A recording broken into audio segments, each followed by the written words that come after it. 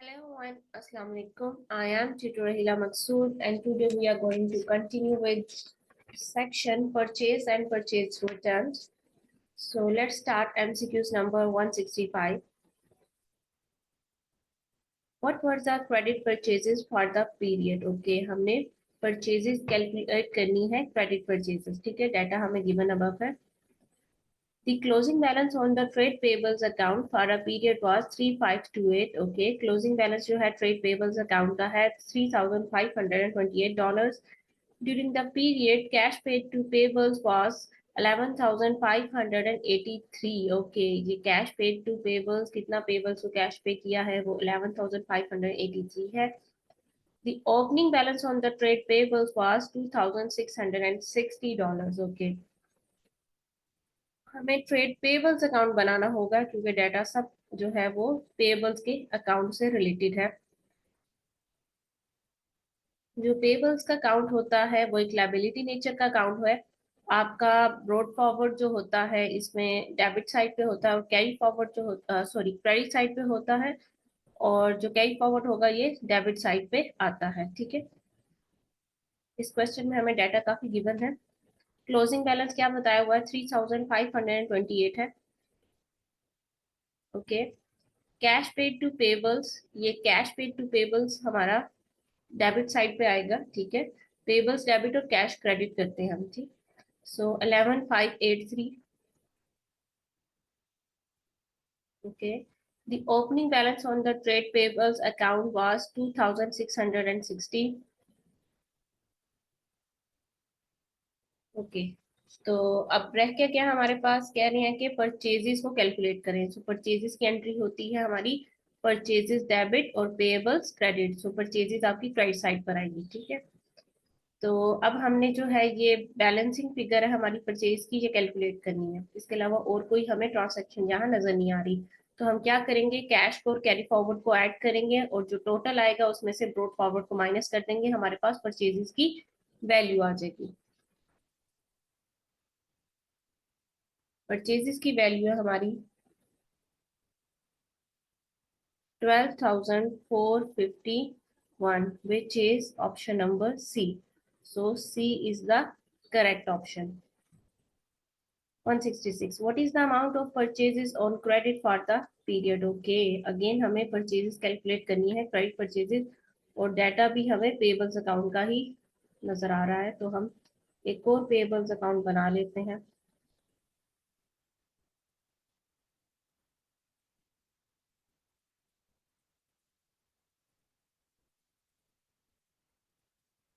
Opening payable is 14,550. Closing payables is 12,560. Okay. Payment for purchases in the period. Okay. Purchases इस side पे आएंगी हमारी. Okay. Of the payments 35,640 were for cash purchases. Okay. ये है total payments for purchases in the period. Okay. Right. Of the payments 35,640 for cash purchase. Okay, so हमने payment की है. ठीक है, ये है टोटल हमारी पेमेंट्स और उनमें से जो है कैश परचेज है हमारी 35,640 की. तो हम क्या करेंगे, कैसे क्रेडिट परचेज कैसे निकालेंगे, 85,460 माइनस 35,640. तो हमारे पास आ जाएंगी क्रेडिट परचेजेस विच इज $49,820. ठीक है, ये हमारी वैल्यू आई है. हम टोटल परचेजेस को पेबल्स में नहीं, टोटल पेमेंट्स को हम नहीं डालेंगे क्योंकि हाफ जो पेमेंट्स है वो हमारी है कैश परचेजेस की. तो कैश परचेजेस जो होती हैं वो कैश बुक में डील हो रही होती हैं, वो पेबल्स में नहीं आएंगी. यहाँ पे सिर्फ और सिर्फ जो क्रेडिटर्स को आपने पेमेंट की है सिर्फ वो आएगी. कैश जो है कैश पे किया है आपने पेबल्स को, सिर्फ वही आप राइट डाउन करेंगे यहाँ पे. अच्छा जी, अब बैलेंसिंग फिगर आपने अगेन निकालनी है परचेजेस की. आप कैरी फॉरवर्ड को और कैश को ऐड करेंगे और उसमें से ब्रॉड फॉरवर्ड को माइनस करेंगे तो आपके पास आ जाएगी परचेजेस की वैल्यू. It's 47,830.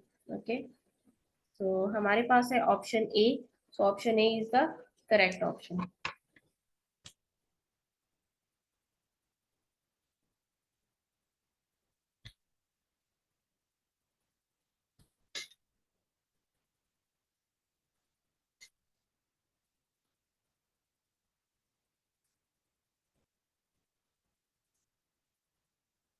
नेक्स्ट एमसीक्यू से है, how much cash was paid to trade payables during the period. Again हमें पेबल्स का काउंट बनाना होगा इसमें.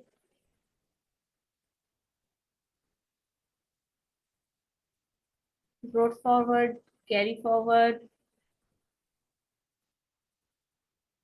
Purchases, cash paid to payables. Okay, अब देखते हैं क्या क्या डाटा हमारे पास अवेलेबल है. A business had account payables at the end of its accounting period of 6,538. So 6,538 आपका आ गया carry forward and had made purchases during the period totaling 85,400. Okay, of which 46 were for cash. Okay, so 100 minus 46 is 54%. सो 54% जो है वो आपकी credit purchases है. ठीक है, ये है टोटल वैल्यू आपको गिवन है. तो आप इसको 85,400 से मल्टीप्लाई करेंगे तो आपके पास वैल्यू आएगी 46,116. ठीक है, ये आपकी आ गई है क्रेडिट परचेजेस. सो 46,116 आपकी परचेजेस आ गई.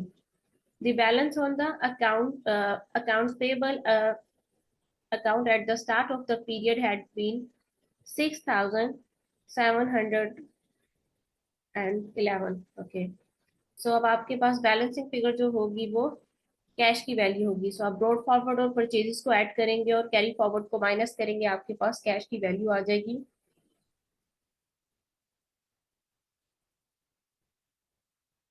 Which is 46,289. ओके, ये आपकी आ गई कैश की value.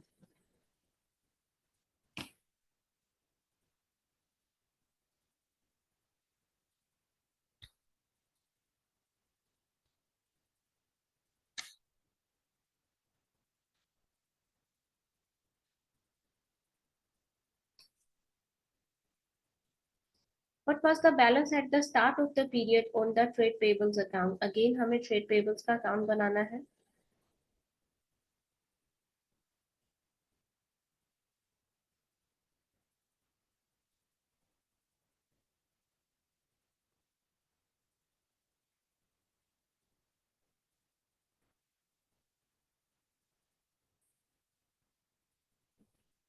A business which is registered for sales tax and had a closing balance on its trade payables account of 42,086. 4,286. My mistake. During the period, purchases on credit of 25,640. Okay, excluding sales tax. अच्छा, इसमें sales tax include नहीं है. At 17.5% were made and payments to payables totaling 29,660. Okay, जो payments की है पहले वो तो हम लिख लें. कैश में पेमेंट्स हुई है हमारी 29,660 की. ठीक है, अब हमें बता रहे हैं जो परचेजेस की हैं आपने उसमें सेल्स टैक्स इंक्लूड नहीं है. जबकि एंट्री जब हम करते हैं पेबल्स को, जब हम क्रेडिट करते हैं, ठीक है, पेबल्स क्रेडिट होते हैं तो परचेजेस डेबिट होती हैं और उसके साथ उनका एसोसिएटेड जो इनपुट टैक्स है सेल्स टैक्स को भी आप डेबिट करते हैं. तो पेबल्स जो होते हैं वो ग्रॉस वैल्यू से डेबिट हो रहे होते हैं. तो पेबल्स के अकाउंट में परचेजेस और सेल्स टैक्स दोनों ही आपको नजर आ रहे होंगे. ये जो वैल्यू है 25,640, ये जस्ट आपकी परचेजेस की वैल्यू है. हमें सेल्स टैक्स की वैल्यू भी कैलकुलेट करनी है. तो सेल्स टैक्स की वैल्यू कैलकुलेट करने के लिए आप करेंगे 25,640 divided by given value divided by given value percentage which is 100%. और सेल्स टैक्स की वैल्यू है 17.5%. तो आपके पास वैल्यू आएगी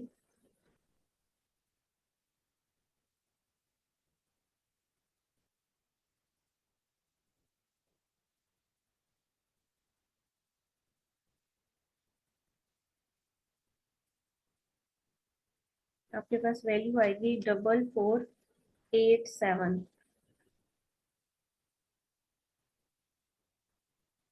ठीक, अब यहाँ से आप टोटल कर लेंगे और ब्रॉड फॉरवर्ड की जो वैल्यू है वो आपका आंसर होगी।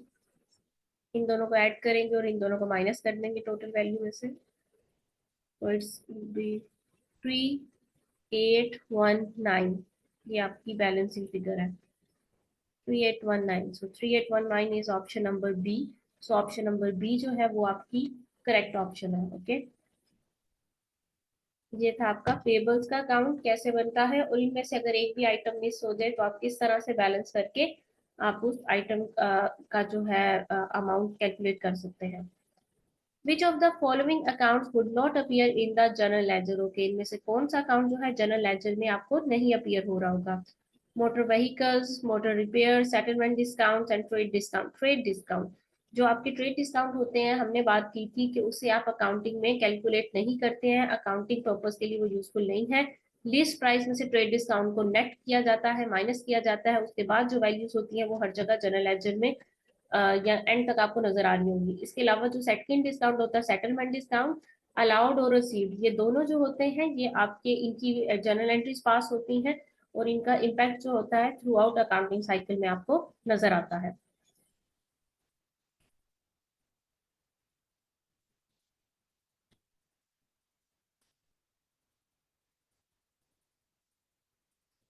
Okay, so what is the double entry required to record a discount received. Discount received की डबल एंट्री क्या होती है।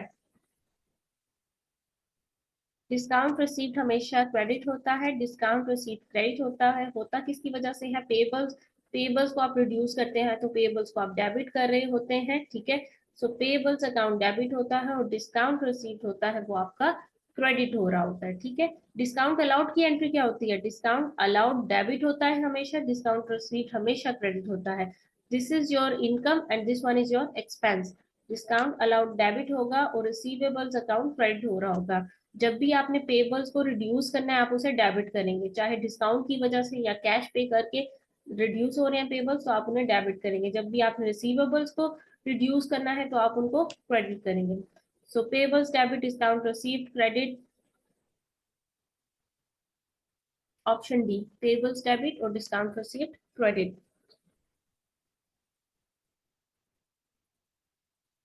How would the settlement of the invoice would be recorded in the Premier Limited account? Okay. Premier Limited makes a sale of goods on credit to Carling Limited. एक sale हुई है, ठीक है, with the offer of a settlement discount. Carling Limited take advantage of the settlement discount when paying for the good. Okay, sale हुई है और आपके जो रिसीवेबल्स हैं उन्होंने डिस्काउंट को एक्सेप्ट कर दिया, तो आप क्या करेंगे। डिस्काउंट अलाउड क्या होता है, सॉरी इट्स डिस्काउंट अलाउड और रिसीव्ड। सेल, सेल के ऊपर होता है discount allowed. So discount allowed हुआ है आपका, डिस्काउंट अलाउड डेबिट हुआ, ठीक है, और उसके साथ का रिसीवेबल्स जो है वो आपके क्रेडिट हुए, सही। और कैश जो है वो भी डेबिट होगा क्योंकि कैश में पेमेंट हुई है। एंट्री क्या पास होगी, कैश डेबिट से आपने 100 पे करने थे लेकिन अब आप एक्सेप्ट कर रहे हैं 80, अगर वो विद इन 10 डेज में पेमेंट कर देंगे। उन्होंने 10 डेज में पेमेंट कर दी तो कैश में डेबिट करेंगे 80, डिस्काउंट अलाउड आएगा 20 का और 100 का आपका डिस्काउंट रिसीवेबल्स आएगा। सो ये एंट्री पास होगी आपकी। ये C is the correct option, cash debit, discount लैब डेबिट और कार्लिंग लिमिटेड जो आपके रिसीवेबल्स हैं उनको आप कर देंगे क्रेडिट।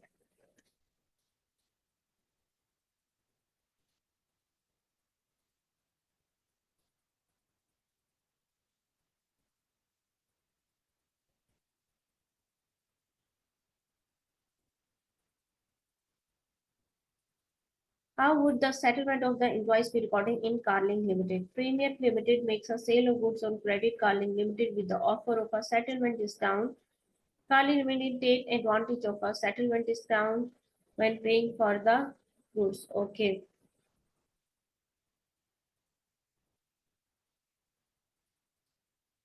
अब जी हम कार्लिंग लिमिटेड की बुक्स में देख रहे हैं, ठीक है। प्रीमियर ने जो है कार्लिंग को सेल की है, सो कार्लिंग ने क्या की है, परचेजेस की है। सो परचेजेस के साथ क्या चीज लिंक होती है, डिस्काउंट रिसीव। जब भी आप परचेज करते हैं आपको डिस्काउंट रिसीव हो रहा होता है। आप किसी को डिस्काउंट अलाउ कर रहे हैं, ऑन द अदर हैंड दूसरे पर्सन को डिस्काउंट रिसीव हो रहा है, ठीक है। जो सेलर होगा वो डिस्काउंट अलाउड रिकॉर्ड कर रहा होगा, जो बायर होगा वो डिस्काउंट रिसीव को रिकॉर्ड कर रहा होगा, ठीक है। सो कार्लिंग हमारा बायर है, इस ये जो है डिस्काउंट रिसीव को रिकॉर्ड करेगा। तो एंट्री क्या होगी, डिस्काउंट रिसीव जो है हमारा हमेशा क्रेडिट होता है, ठीक है। डिस्काउंट रिसीव से आपके पेबल्स लिंक करते हैं, सो पेबल्स जब भी रिड्यूस करने हैं आपने डेबिट करने हैं, ठीक है। और कैश जो है आपने पे किया है, पेबल्स को आपने कैश पे करते हैं तो कैश को आप क्रेडिट करेंगे। So payables debit, discount receive credit और कैश क्रेडिट, ओके। सो ये है आपकी एंट्री। और इस केस में है जो प्रीमियर, ये आपका है सप्लायर, सो प्रीमियर को आप करेंगे डेबिट।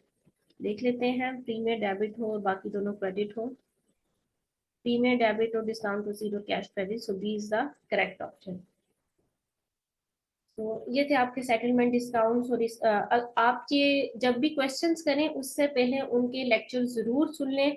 जब आप लेक्चर सुन के क्वेश्चंस करेंगे, ऑब्जेक्टिव टेस्ट क्वेश्चन और एमसीक्यूज क्वेश्चन, तो आप मिस्टेक कोई भी नहीं करेंगे, ठीक है।